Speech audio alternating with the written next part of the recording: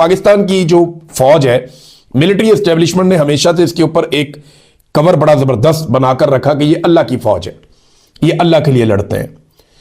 कुछ अर्सा पहले पाकिस्तान के आर्मी चीफ का भी हम ये स्टेटमेंट सुन रहे थे, फौजियों के साथ खड़े होकर वो कह रहे थे कि आप अल्लाह की फौज हैं, आप अल्लाह के लिए लड़ते हैं। ये जो एक मिथ बड़े लंबे अरसे से चली आ रही थी ना, ये अब फारिग हो जाएगी। जब ये फौज गजा पहुंचेगी ना, तो फिर ये मिथ फारिग हो जाएगी। ये एक प्रोफेशनल फौज है, ये बिल्कुल प्रोफेशनल फौज की तरह लड़ती है। ये अल्लाह की फौज या अल्लाह के लिए लड़ना या जहाद करना वो एक अलग चीज होती है। वो इस्लाम की खातिर लड़ाई लड़ना, मजलूमों के साथ खड़े हो जाना, या पाकिस्तान में मजलूमों को मार मार के तबाह कर दिया मिलिट्री एस्टेब्लिशमेंट ने या फौजी क़यादत ने, बेड़ा गर्क कर दिया, औरतों को पकड़ के जेलों में डाल दिया। अभी ईमान मजारी को उठा के डीजी ISPR ने ही ख्वाहिश का इजहार किया था ना कुछ दिन पहले, तो अमल दरामद हो गया, पकड़ के अंदर डाल दिए। अगर ईमान मजारी साहिबा ने जो कुछ बोला उसका आप तकाबली जायजा ले लेना, जो मरियम नवाज ने और मरियम औरंगजेब ने बोला उसका अशरे अशीर भी नहीं है। लेकिन क्योंकि इस वक्त मिलिट्री एस्टेब्लिशमेंट के सर पे खून चढ़ा हुआ, और पकड़ के डालो, उसको भी अंदर डालो। गिच्ची से और नेफे से पकड़ के खातून को उठा के अंदर डाल दिया। उनकी वालदा कहती है मेरी बेटी जो है वो उसको मार भी सकते हैं, कोई पता नहीं इनका। सास बताती है कि वो प्रेग्नेंट है खातून, और ये इस किस्म की ज्यादती उनके साथ कर रहे हैं। कभी अपने बच्चों को इनकी जगह पे रख के सोचो भाई।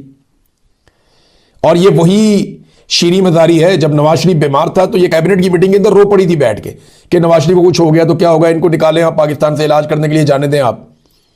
ये वो शीरी मजारी है, ये उसकी बेटी है। और नवाज शरीफ के दौर में उसकी बेटी के साथ क्या हो रहा है।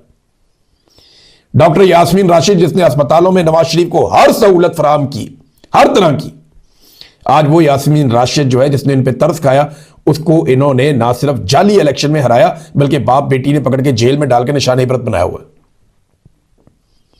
ये है इनकी इखलाकियात। तो ये दूसरों को इखलाकियात का दर्स देंगे।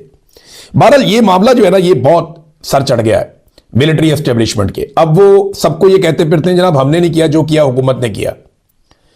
पहले उन्होंने बुलाकर सहाफियों को कहा जनाब ये हुकूमत ने किया है, फिर भी किसी को यकीन नहीं आया तो उन्होंने राणा सनाउल्लाह साहब से स्टेटमेंट दिलवाया कि जनाब आप ये कहें कि ये काबीना के अंदर इसकी मंजूरी हो चुकी है। अब काबीना के अंदर अगर कोई मर्द का बच्चा हो और वो निकल कर ये कह दे कि जनाब ये राणा सनाउल्लाह साहब झूठ बोल रहे हैं, या ये बाद में बात की गई है, या ये इस तरह बात नहीं हुई थी, तो वो एक अलग बात है।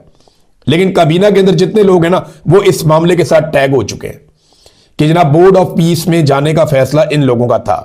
और अभी तो पाकिस्तान की फौज ने भी जाना है गजा में, जाना पड़ेगा। जब डोनाल्ड ट्रंप बुलाएगा तो आपको जाना तो पड़ेगा।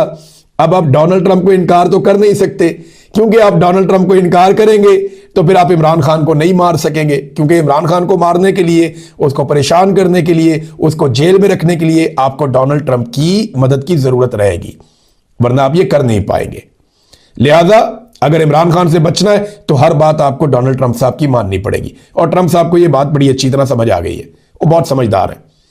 उन्होंने इसराइल को हर हाल में महफूज मुल्क बनाना है, हमास को उन्होंने एलिमिनेट करना है, हमास का उन्होंने सफाया करना है, और हिजबुल्लाह को उन्होंने जड़ से उखाड़ कर फेंकना है। और ये सारा कुछ करने के लिए उन्हें एक फौज की जरूरत है, और वो कह चुके हैं कि वो फौज मशरिक वस्ता के बाहर से आएगी, और हम उसके लिए पहले ही अर्जी जमा करवा चुके हैं। तो डोनाल्ड ट्रंप ने जब बुलाना है तो आपने उड्डी उड्डी जाना है। ये नहीं हो सकता कि आप उन्हें इनकार कर दें।